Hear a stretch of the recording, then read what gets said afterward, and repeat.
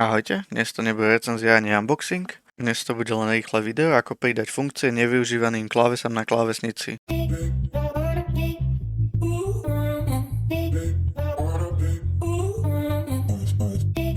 Na to budeme potrebovať program K-Tweak.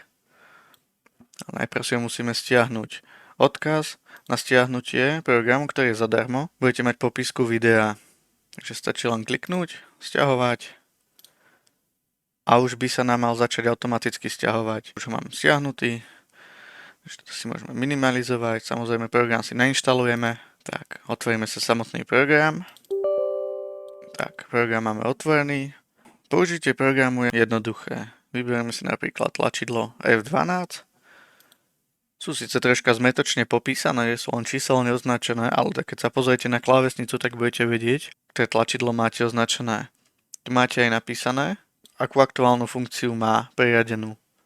Takže vyberieme si F12 a vyberieme si, že po stlačení tlačidla F12 sa nám spustí kalkulačka napríklad. Takže vyberieme kalkulačku, dáme Remap K, dáme potvrdiť, ale vždycky odporúčam radšej viacej tlačidel naraz si namapovať, ako iba po jednom, lebo vlastne pri každom zmenení tlačidla je potrebné počítač reštartovať.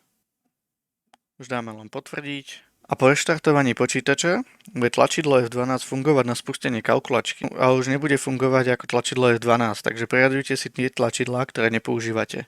Ja napríklad tieto tlačidlá, ktoré sú nad čipkami, vôbec nepoužívam. Tak ja som si tam pririadil volume up, volume down, zastavenie videa, potom ešte hore som si pririadil uspanie počítača. To sú moje tlačidlá, ktoré vôbec nevyužívam. Takže len na vás, ktoré tlačidlá využívate a ktoré nevyužívate.